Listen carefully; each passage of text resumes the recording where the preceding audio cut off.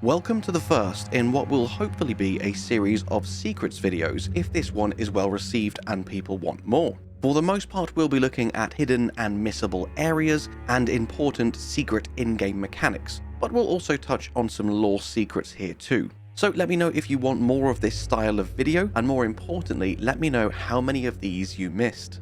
Let's start off by talking about nighttime and the light of the moon. As is evidenced by Jolán and the Carian royal family, in Shadow of the Erdtree, the moon is much more than a set piece to light up the night sky. This has genuine gameplay changes and hidden secrets depending on what you're doing and at what time of day. The first thing that I have known since minutes into my first playthrough, and hopefully you will all also know by now, and that's the fact that pools of moonlight will show up only at nighttime, and in them hidden items will be revealed to you. These items come in the form of a plethora of larval tears scattered around the realm of Shadow. But more importantly, there are even more hidden mechanics and secrets to be found when exploring the game at night. For instance, did you know new dialogue options appear for certain NPCs? If you have progressed Tiolie's questline to the point where you can purchase his concoction, you can then use this item on certain NPCs to reveal hidden parts to their quests, hidden lore, and even previously undiscovered items. I don't want to spoil the entire game for you in one video, so just one example for now. If you follow some specific steps with the Dragon Communion Priestess NPC in Jagged Peak, you will reveal her true identity as the ancient dragon Florisax. And you will also receive an incredibly powerful spell of hers, along with unlocking her as a new Spirit Ash summon. And as this first secret is about how nighttime can impact the game, this entire questline can only be completed at a certain time of day. To give you a quick rundown, once you have met Florisax and agreed to slay Bale, you can then rest until nighttime, and when you next try to interact with her, you can choose to give her Tiolie's concoction and put her in a deep slumber. Next up, once you have defeated Bale, which by the way is probably my favourite boss fight of the DLC, I just love everything about Bale. In fact, dragon lore in general in Elden Ring has got to be one of my favourite things ever. Anyway, once you have slain Bale the Dread, and again rested until the following evening, Florisax will then awake from her slumber. And after some additional dialogue, you will be rewarded with the Dragon Bolt of Florisax for your efforts. Then finally, if you are honest about putting her to sleep and set her mind at ease, she will accept you as her new lord and join you on your journey. All of this because you explored the game at night. How cool is that? Next up, let's talk about the Iris of Grace and the Iris of Occultation. You will find these two items in various locations throughout the DLC. And depending on which item you choose, this will end two different NPCs' questlines very differently. Firstly, the Iris of Occultation, being an object of the occult, is a very sinister object. Placing this eye on another, you will deny them light in all its forms. There are two NPCs we know of whom you can use either of these items on, and they are the Sword Hand of Night Jolán and Fire Knight Quelline. Now, as someone who has a deep emotional attachment to the NPCs I encounter in games, I absolutely detest using the Iris of Occultation on either of these NPCs, because this is the quote-unquote bad ending for them, as they will both die. However, by doing this, you will also receive their weapons as a reward. My preferred way to use these items is by bestowing the Iris of Grace on both of these NPCs. This will not only give them both a more positive ending to their questlines, but it will also reward you with both of their Spirit Ashes. And we will come back specifically to the Spirit Ash of Jolán later on in the video, where I discuss how you can use this ash to then upgrade it to be the most powerful summon we have ever seen in Elden Ring. You are probably well aware of the walking mausoleums by now from the base game. However, did you know they appear in a very different form in the realm of Shadow? There are at least 3 sarcophagi hidden throughout the land, and by interacting with one of them, you will be given the exact same options, the exact same menu as if you were to interact with one of the walking mausoleums. Therefore, this will allow you even more opportunities to duplicate the remembrances of some of the new, really powerful rewards that the DLC Remembrance bosses have to offer. Though please do keep in mind there are only a handful. so you still want to make your selections wisely. And in fact, I advise completing the entire DLC first before choosing which few remembrances you would like to duplicate. And of course, don't forget you always have New Game Plus if you would like to collect every single reward, which is exactly what I have done. Next up, there are so many hidden areas in the Realm of Shadow. One huge area of the map, for instance, is literally hidden behind a gesture, and another one behind an illusionary wall. I will discuss a few of these hidden paths later on in the video, but the first one I wanted to talk about is how to access Lower Rauh. This is probably the most missed map fragment in the game, because how you get here is incredibly well hidden and not at all signposted. You actually need to start your journey way over the other side of the map at the Morth Ruins, and you will then find yourself running through the underpass of these mountains all the way back over to the west hand side of the map until you finally appear in the ancient ruins of Rauh. It is now, once you have grabbed this Site of Grace, that you can finally make your way down to the map fragment and unlock this huge area of the map. There are so many hidden locations like this in the DLC, and I'll talk about a few more as we move into this video. Next up, I wanted to talk about the Forager Brood. These new, friendly, passive versions of the Kindred of Rot enemy type from the base game, I personally find really charming and endearing. There's something awesome in video games when you are able to have non-human entities as allies. And another of my favourite NPCs, Moore, absolutely loves the Forager Brood. So I instantly made it my primary goal in the DLC during my first playthrough to find, help and befriend all 6 of the Forager Brood. And there is one in particular, if you didn't know, by the Church of Crusade in western Scadu Altus, who is found in pain and shivering on the ground. And if you place a warming stone by his side, you will literally save his life. And the next time you rest at a Site of Grace and come back here, he will thank you in kind with a crafting book. But his generosity doesn't end there. If you now go back to Moore and tell him of your deeds, you will find that the Forager Brood have sent you yet another reward as a thank you for helping them. And this book in particular contains 2 incredibly powerful items. One of which is an upgraded version of the Bewitching branch from the base game, and this will allow you to charm a group of enemies. So a whole group of enemies are suddenly now on your side in any fight, which can easily turn the tide of 99% of situations in this game. And on top of this, you even unlock a new Raisin. And this Raisin gives Torrent an actual charge attack. As you press the button to begin to gallop, for a few seconds afterwards, Torrent will knock all enemies out of the way. It doesn't do much damage, but it means you can far more easily travel from A to B without the fear of being dismounted. For these reasons, and so many more, I absolutely love the Forager Brood.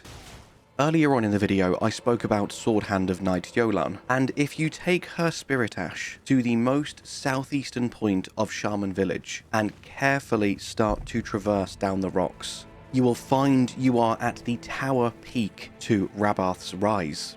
And if you very, very carefully jump down, you will find an inanimate doll. Here you can interact with the doll and you can fuse their spirits together to create the most powerful spirit summon in the game, Jolán and Anna. These 2 sword hands, one of whom is inhabiting a doll of Ymir, are an absolutely lethal combination together who can easily solo most bosses. With their aggressive playstyle, the fact that the aggro is constantly switching between the 2, and the fact that they cause crazy amounts of bleed buildup, they will help you take down every single boss in the DLC without fail. So make sure you come here and interact with the Doll of Anna once you have got this summon.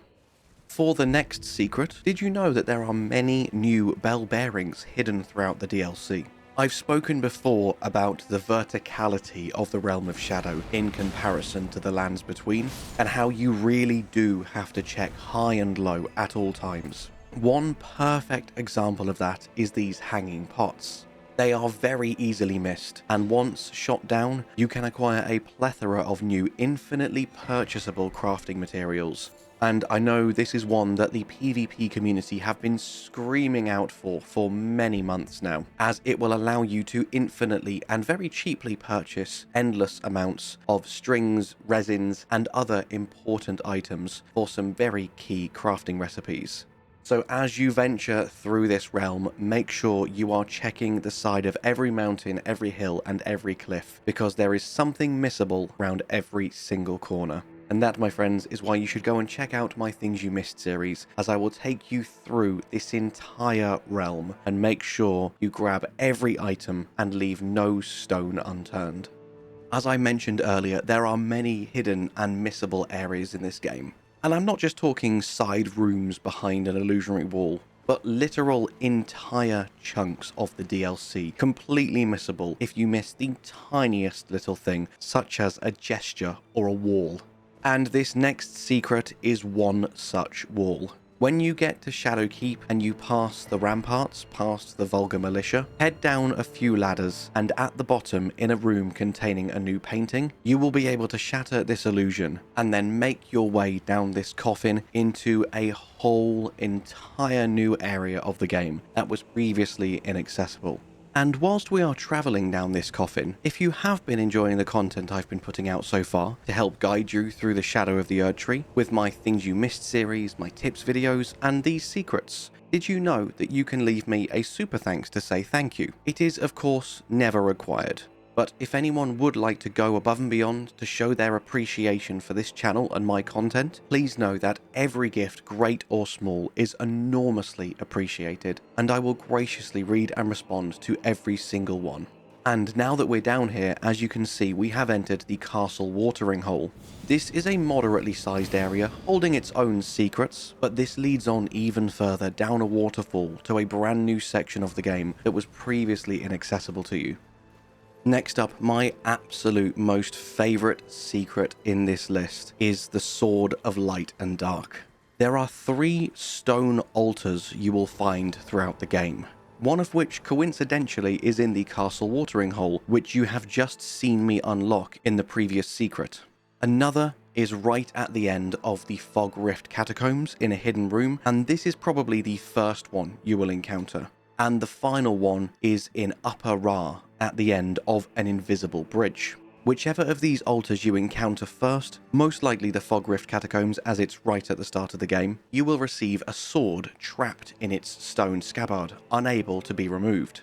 However, if you then visit one of the other 2 altars mentioned, you can raise this sword to the light or raise this sword to the dark, and it will become the Sword of Light or the Sword of Dark.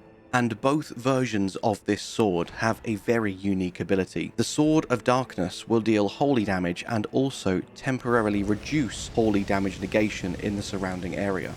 However, the Sword of Light will not only deal holy damage, but for a period of time it will also increase the damage of your other holy abilities. And to add to this very unique sword, you may change between the Sword of Light and the Sword of Darkness as many times as you want. You are not stuck with whichever one you choose first. And finally, it will even retain its upgrade level. So if you get the Sword of Light to +10 and then decide to transform it into the Sword of Darkness, it will still be a +10 sword, making this weapon very versatile and usable in many different builds. Next up on my list, did you know there are new gestures in the Shadow of the Erdtree? And did you know all of these new gestures have a purpose? The one I'm going to talk to you about today is the O Mother gesture. This can be obtained from the north of Bonny Village once you have progressed through Morth Ruins. And if used at a particular statue of Marika, it will open the way to yet another brand new area. This statue and this area are actually out the back of Shadowkeep, and this will gain you access to the hinterlands, with the hinterlands being the area where you can find Shaman Village and progress down Rabath Tower to interact with the Dull Anna. I absolutely love that about the Shadow of the Erdtree. There are so many intertwining areas and so many items and NPCs that interact with one another that I think it will be months and months before we discover even most of the secrets that this game has to offer. For the next secret, I want to talk about the breaking of Miquella's Great Rune. Whilst this rune is unbroken, every NPC in the realm are under Miquella's charm, and they all act very differently to normal, some without even really realizing it. However, as soon as this rune breaks, the realm of Shadow becomes a very different place. There are 2 areas where you can trigger this rune breaking, and my advice is not to venture too far until you are absolutely sure you want to.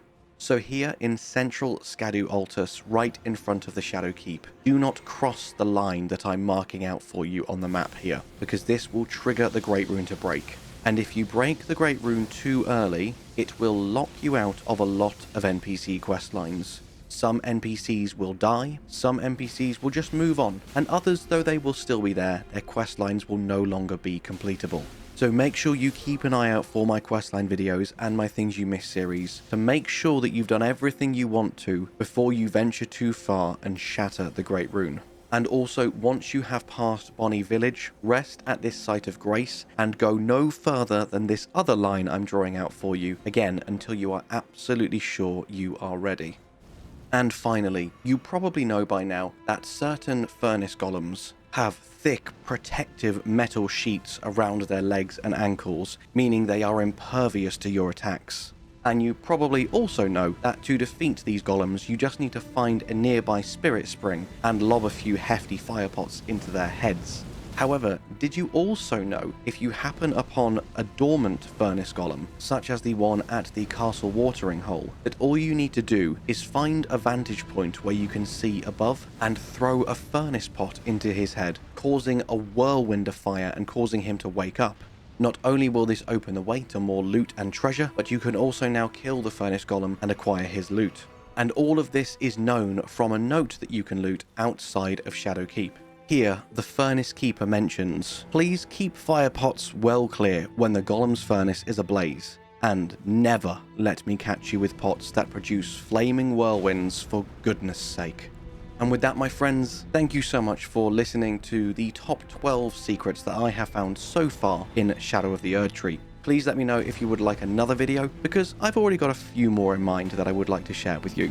But for now, all that's left for me to say is thank you so much for watching. I hope you have an amazing day, and I'll see you in the next one. Bye bye.